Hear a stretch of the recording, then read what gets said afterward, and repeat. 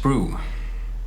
It's this stuff that your miniatures are stuck to when you get them, and you cut it out, and then for quite some time I've been, well, I mean quite some time, like the last 6 months, or something like that, I've been using pieces of sprue. Like, I chop some off, get like a small stone, something like that, and then I've been using it on my bases as a piece of rock. That little stone there is a piece of sprue. I just thought it was, you know, it's kind of cool. You get these free with your packaging, and these little bits sort of look like they could be from some big building or cathedral or something like that. If you want to see a video more of how I've been doing these bases for my Soul Wars box, you can check that out. And then recently I saw a nice fellow on Instagram doing sort of the same thing, using sprue, just a little bit more elaborate. He's making cobblestones, and I thought, wow, that's cool. I gave it a try, and this is what you can do with cobblestones. Sprue cobblestones. These things here, these things here. These are the bases for my big magic things. What are they called? Endless spells. And I thought, I mean, I really like this kind of stuff, because basically it's free. Making actual sort of cobblestones is, you know, it does take, I'm not going to say it's tedious, but, you know, you have to place every single stone. So making like a long road would be, you'd have to be patient. But, I mean, here I've done it on this small fella. And so it works on small bases, on bigger bases. And so I just thought I'd show you how I've been doing it. Cut out a bit of sprue. And the thing when you use pliers is you get these, I mean, it looks like they're sort of chipped off, which is really nice when making just sort of random rocks. It looks like they've just broken apart. When making cobblestones, you don't really want them to, you want them to be pretty flat. So I used this big hunkin', you're not supposed to take this into the shower when your partner's shower, sorry, that's a movie. And then just chopping bits, using quite a lot of force. And the best thing is to do this standing up, but, you know, and the thicker you make them, obviously, the more your cobbles will stick up from the base. So the optimum is to make them thin. Now the cool thing of doing this is that, like, none of these are going to be exactly the same height. So that'll really give a nice sort of three-dimensional aspect to, I love the fact that I'm talking and chopping at the same time. It will give a nice three-dimensional aspect. Whoa, all right. That's what I've been doing for quite some time. Preferably a stable table, sort of standing up, big solid chopping board, big knife, you can get some weight in there, and then it's not, and then you just chop away. And then the next stage, obviously, is just gluing them in place. Let's see. I can really recommend pliers for this. Now, what I did when I did these bigger bases, basically I did one line first with superglue. I'm just doing this for tutorial purposes. Adding one. Adding two. Adding three. And so on. So what I did was I did the middle rows and the sides with super glue. And once that was dry, I did the rest with PVA. It's a lot easier to move around. If you want to change things, they don't, like, these are already, they're already in place. They're already, you know, okay, this is how it's gonna turn out. With PVA, that doesn't really happen. So then you can sort of put some in place and push them around with a toothpick and things like that. And the trick is leaving quite a lot of space in between. That'll make it look a lot more like a cobbled road, and it saves you bits. I mean, just for the fun of it, I put in some small bits here in the middle, just to make it look a little bit nice. But also around the edges, you might have to, like, actually grab one of them, chop it in half, like so.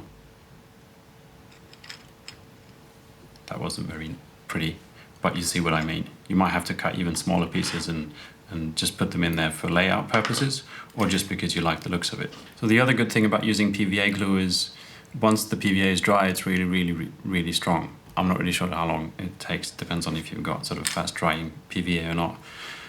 When I did these, I just pretty much left them overnight and then came back to it. The next step that I'm going to do, if I can find that knife here, to add a bit more of a sort of worn look, you can, once they're stuck in place, you can sort of chip them a bit. Get some pieces of stone out of the way. You can also, if you want to be more sort of leveled out, you can just go in and peel some of the edge off. What I did was I took one of my nail files as well. I've got this handy little set of nail files. It's kind of cute, isn't it? And then just attack them roughly with vengeance, just to smooth off the edges a little bit. And it might add some scratches and things like that. And also once they're stuck in place, if you've got something that's really sort of close to the edge, like this one here, I can, well, okay, so that one wasn't really glued in place. But what I was going to show you is that you can actually trim them off.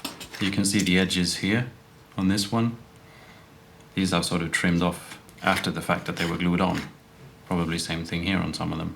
Now, I don't know if wherever you live, if there's cobblestones around, but if you go out into a cobble street, then there won't be big gaps between the cobbles. It'll be filled up with dirt. And what we've got is cobblestones with gaps in between. I want to fill them with dirt. And I guess, I'm not sure, you could probably use, like if you got some kind of whatever you use on bases to get a texture, like a texture paint or putty or whatever you call it, you could probably use that. But you want something that's sort of a bit flexible so that you can work with it, that it doesn't dry too fast, so you don't get it all over the cobblestones. What I did, where's my spoon, is I took some sand, some fine sand. If you shake it, then all the big stones will end up on top and the small ones on the bottom. Grab some of those small baking soda, because I have it around, because I use that on my bases. Like so. And then PVA glue. Like so. I haven't got any exact measurements for this. Didn't I have a toothpick around here? Here we are. Basically what I want is sort of like a really dry dough, nothing too moist. Like the baking powder, that probably just acts like flour. Like there's not really anything overly chemical going on here. There's no reactions. It's just a way to get a paste. So you end up with something that's sort of a bit grainy like this. And just grab some of that, pop it on there, and try and just press it in between the stones, and then grabbing the same toothpick and just try and squeeze it down in between the stones. And then you've got yourself a cobbled street. If you just do it for another 3 hours. No. I mean, it doesn't have to take all that long. Just that much could just be a fun thing to have on your base. Just a bit of cobble sticking up under the dirt. Or you can make a larger, not larger, it's a little path. I don't know what it would take to make an entire base covered with this, how much chopping it would be and stuff like that. But as a small little detail, it's kind of nice. If you'd like to take this like one step further, which I sort of did on these two bases, like with this one, this is supposed to have the vortex thing. So I figured there was a cobbled road, and this big twirly thing comes along and, you know, ruins everything in its path, including the cobbles. So they've all sort of flown away, exploded and stuff. To make this, I've got some pictures that you can check. First, I just made a crater out of clay, air drying clay, sort of like Daz clay, any air drying clay. And then started adding the cobbles. And I didn't wait for the Daz clay to dry completely. I actually covered it with PVA glue. It sort of creates, that dries faster than the clay. So the clay underneath stays soft for a bit longer. So that meant I could like push these bits and pieces of cobbles that had exploded into the clay, so it looked like they were actually sort of stuck in the ground. And then after that I built it up more with like stones and the sand and everything like that. This base here It's pretty much the same thing. Like these things around here are just the DAS clay, and I left a space for the cobbled road to pass through. What you also could do is like you could just make a little bit of a bump with clay on the base and make your cobbled road on top of that, and you'd get sort of different shapes going, like it was a really worn road. And you can just, like, say if I had this road here and I'd not put that one in and not put that one in, it'll look more worn already because, you know, there's pieces of stone missing. So you can play around with it quite a lot. I guess the biggest thing is that, I mean, it builds in height. Like, say this fellow is quite a lot higher up than he would have been. The thinner you chop these, probably the better it'll look. The world of sprues are endless.